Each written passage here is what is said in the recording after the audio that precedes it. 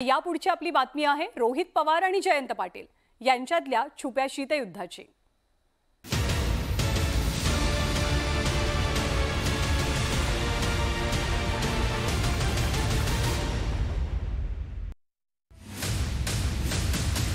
पक्ष कसा चालला पाहिजे याचा मला वाटतं महाराष्ट्रात सगळ्यात जास्त अनुभव मला आहे सध्या। मी किंग मेकर आहे, मी सेनापती आहे। अहो हे एक दोन सेनापतीचं हे काम नव्हतं। महाराष्ट्रामध्ये असणारे तुमच्या सारख्या सामान्य त्या ठिकाणी जे कार्यकर्ते त्यांच्यामुळे हा यश मिळालेले, कुणी एका दुसऱ्या नेत्यामुळे नाही। रोहित पवार आता राजकारणामध्ये दुसरे आदित्य ठाकरे होण्याच्या प्रयत्नात आहेत। त्यामुळे ज्येष्ठ नेत्याचा वारंवार करत असलेला अपमान हे ज्येष्ठ नेत्याला कुणालाही सहन होत नाही। माझे दिवस मोजणाऱ्यांनाही माहिती आहे की मी किती दिवस आहे, त्यामुळे मला तुम्ही स्वतंत्र बोलवलं तर पक्ष कसा चालला पाहिजे आणि प्रत्यक्षात काय होतं ते मी सांगू शकेन।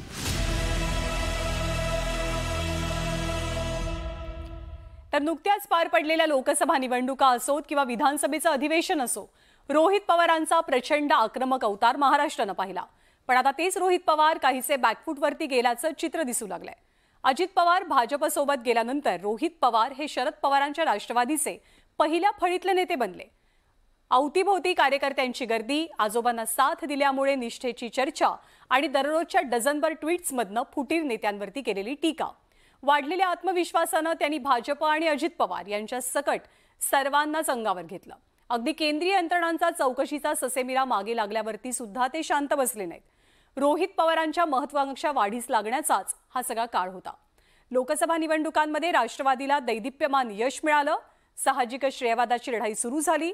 कुण्या एकट्यामुळे हे यश मिळालं नसल्याचं ते अप्रत्यक्षरित्या जयंत पाटलांना म्हणाले सुद्धा। मी किंग मेकर आहे, मी सेनापती आहे। अहो हे एक दोन सेनापतीचं हे काम नव्हतं। महाराष्ट्रामध्ये असणारे तुमच्या सारख्या सामान्य त्या ठिकाणी जे कार्यकर्ते त्यांच्यामुळे हा यश मिळालेले, कुणी एका दुसऱ्या नेत्यामुळे नाही। पण गेलं वर्षभर रोहित पवारांच्या राजकीय कारकिर्दीनं बाळसं धरलेलं असतानाच गेल्या महिन्याभरापासून रोहित पवार अचानक बॅकफूटवरती गेल्याचं चित्र दिसतंय। रोहित पवारांनी पक्ष संघटनेत जबाबदारी दिली तर चांगलं काम करेन असं म्हणत अप्रत्यक्षपणे प्रदेशाध्यक्ष पदासाठी इच्छुक असल्याचं सांगितलं।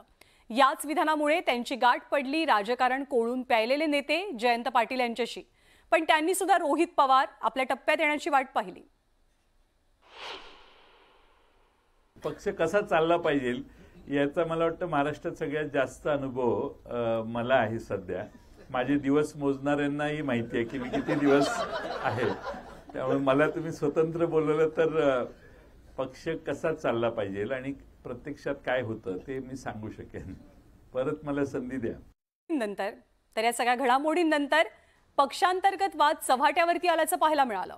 जयंत पाटील काही दिवस नाराज झाल्याची चर्चाही रंगली। याची दखल थेट राष्ट्रवादीचे सर्वेसर्वा शरद पवारांनी घेतली। जयंत पाटील यांची नाराजी पक्षाला आणि संघटनेला परवडणारी नाही अशी सूचना रोहित पवारांना केली गेली। तेव्हापासून रोहित पवार काहीसे शांत झाल्याचं पाहायला मिळालं।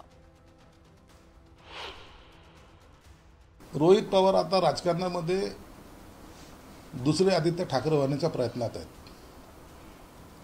त्यामुळे ज्येष्ठ नेत्याचा वारंवार करत असलेला अपमान हे ज्येष्ठ नेत्याला कुणालाही सहन होत नाही। तो तसाच पक्षाच्या प्रदेशाध्यक्षाला सुद्धा जयंत पाटलाला सहन होत नाही। तरी चर्चा सगळी नव्यानं रंगण्याचं कारण असं की गेली 4 वर्ष रोहित पवार गणेशोत्सवात पुण्यातल्या गणेश मंडळांना भेटी देतात, विविध कार्यक्रमांना हजेरी लावतात। पण यंदा मात्र ते पुण्यात फिरकलेच नाहीयेत। तसं संघटनेच्या कामातही ते फारसं लक्ष घालताना दिसत नाहीत। या संदर्भात जेव्हा आम्ही स्वतः रोहित पवारांना विचारलं तेव्हा ते काय म्हणाले तुम्ही ऐका।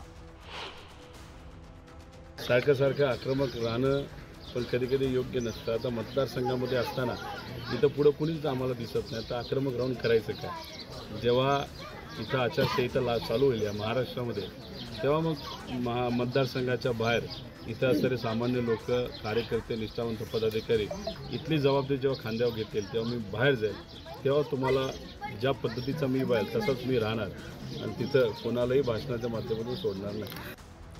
तर रोहित पवारांच्या आक्रमक भूमिकेमुळे विरोधक दुखावले होतेच, पण जयंत पाटलांसोबतच्या पक्षांतर्गत संघर्षात त्यांना बॅकफूटवरती यावं लागल्याची चर्चा आहे। शरद पवारांच्या सल्ल्यानं रोहित पवार 2 पावलं मागे आले खरे, पण आता ही 2 पावलं मागे येऊन रोहित पवार नंतर मोठी झेप घेतात की तिथेच अडकून पडतात हे येणारा काळ सांगेल.